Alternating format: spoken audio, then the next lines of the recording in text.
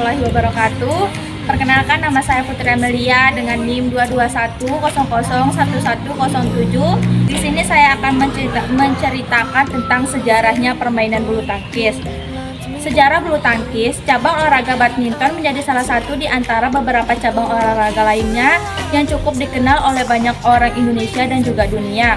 Olahraga yang satu ini juga dikenal dengan istilah badminton. Kemudian di Indonesia lebih familiar atau lebih dikenal banyak masyarakat Indonesia dengan istilah bulu tangkis.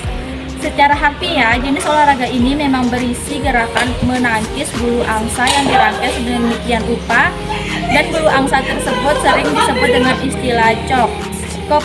Kepopuleran olahraga ini tidak hanya terjadi di Indonesia saja, tapi juga di dunia.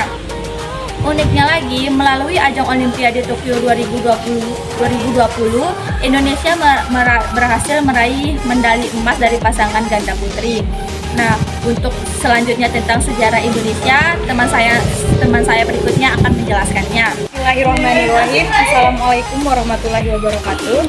Perkenalkan, nama saya Rizky Suswita, NIM 221001098.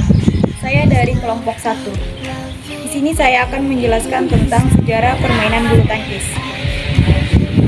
Bulu tangkis atau yang dikenal dengan nama badminton merupakan suatu permainan olahraga raket yang dimainkan oleh dua orang atau dua pasangan yang saling berlawanan.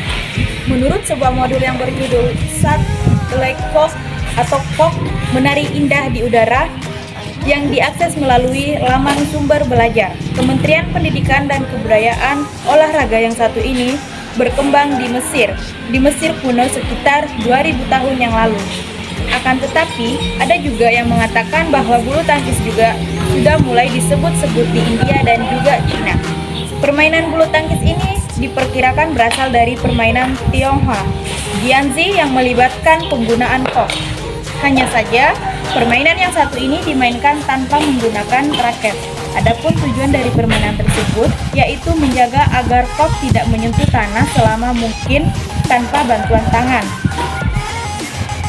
Sedangkan di Inggris, tepatnya di zaman pertengahan, banyak anak-anak yang mulai bermain badminton dan juga shuttlecock. Di masa itu, permainan ini memakai dayung atau tongkat untuk menjaga agar kok tidak menyentuh tanah. Dalam sejarah permainan bulu tangkis, Inggris membawa permainan ini ke negeri Sakura, Jepang, Cina, dan juga Thailand. Sejak saat itu, permainan bulu tangkis menjadi populer di kalangan anak-anak.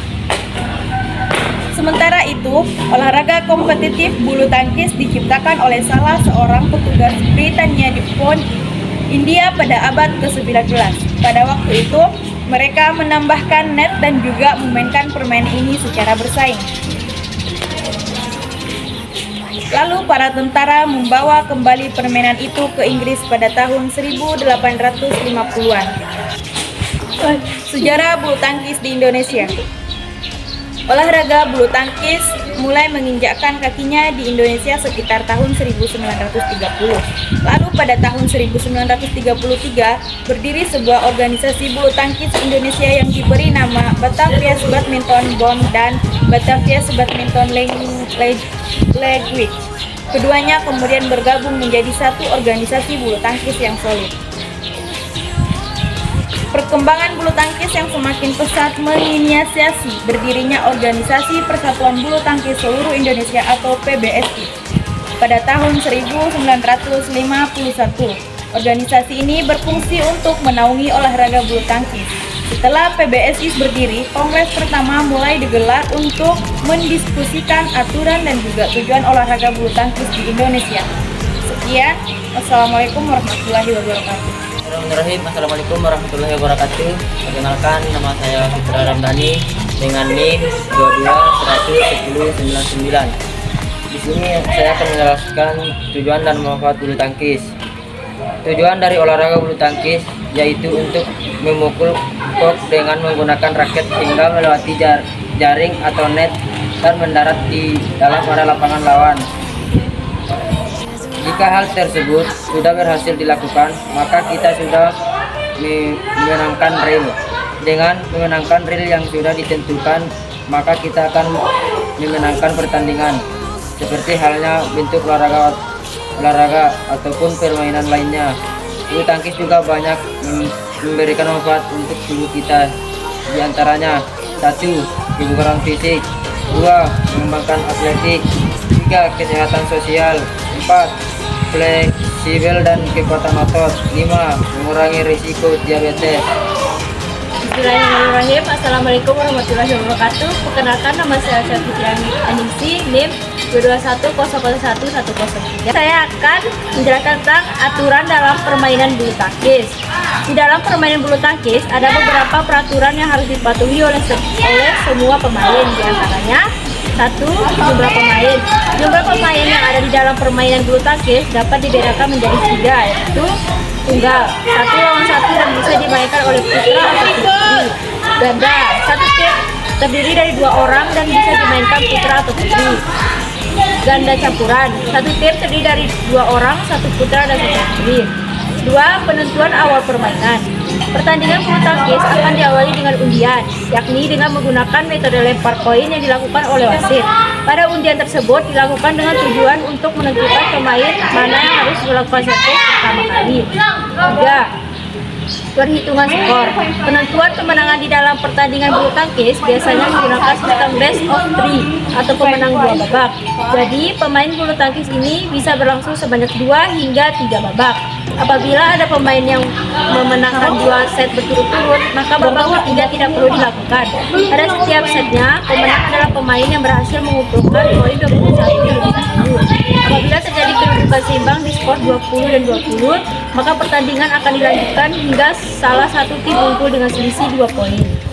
4. Pelanggaran. Berikut ini adalah beberapa hal yang termasuk ke dalam pelanggaran di permainan bulu tangkis, yaitu 1. Kok nyangkut di bagian net. 2. Raket menyentuh net ketika memukul kok. 4. Ketika melakukan pukulan, raket melewati net dan masuk ke dalam area lawan. 4. Kok yang sudah dipukul tapi jatuh di area luar lapangan lawan. 5. Pemain menginjak garis batas lapangan dan melakukan atau menerima servis. 6. Kok jatuh di luar lapangan atau melewati bawah net. Itulah beberapa penjelasan mengenai cara bulu tangkis yang perlu dipahami. Sekian dari saya. Wassalamualaikum warahmatullahi wabarakatuh. Di sini ada teknik bulu tangkis yang dimana saya bersama rekan saya akan menjelaskannya. Yang pertama yaitu sikap dasar, di mana seseorang berada di tengah lapangan dengan posisi kaki agak membuka dan lutut ditekuk. Nah, di sini bisa kita lihat ada sikap dasarnya. Kemudian kondisikan supaya badan tetap nyaman dan rileks. Sikap yang benar akan sangat menunjang ketika akan melakukan footwork. Hal ini dapat terjadi karena siaga dalam footwork pasti akan membuat lawan susah untuk menghentikanmu, sehingga peluang untuk menang akan menjadi lebih besar. Ada memegang raket bersama rekan saya. Nah, di sini ada 2 teknik memegang raket yang sering dilakukan. Yang pertama yaitu ibu jari dan telunjuk membentuk huruf V dan jari lainnya memegang erat raket. Nah, yang kedua adalah memegang grip yang hampir mirip dengan chord yang sebelumnya, tetapi posisi ibu jari dengan keempat jari yang lainnya berjauhan. Juga ada servis, yaitu biasanya dilakukan dalam olahraga bulu tangkis, yakni dengan mengandalkan jarak pukul yang rendah antara garis net dengan kok. Sementara itu, untuk servis forehand tinggi hampir sama dengan servis forehand rendah.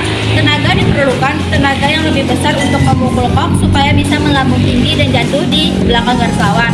Di sini saya bersama rekan saya akan mempraktekannya. Di sini ada teknik yang keempat, yaitu teknik memukul. Memukul kok menggunakan raket adalah bagian inti dari permainan bulu tangkis. Ada beberapa teknik memukul kok yang cukup variatif, diantaranya pukulan netting, drift, atau pukulan atas kepala. Nah, di sini saya bersama rekan saya akan mempraktekannya.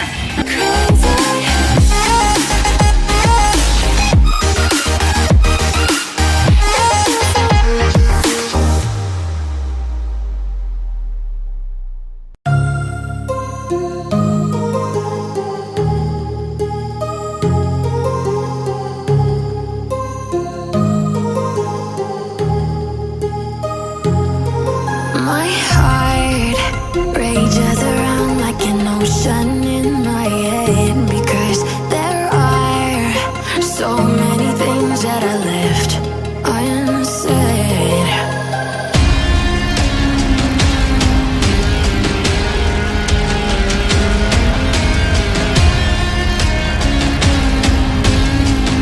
dari kelompok kami. Wabillahi taufiq wal hidayah. Wassalamualaikum warahmatullahi wabarakatuh. Bye-bye.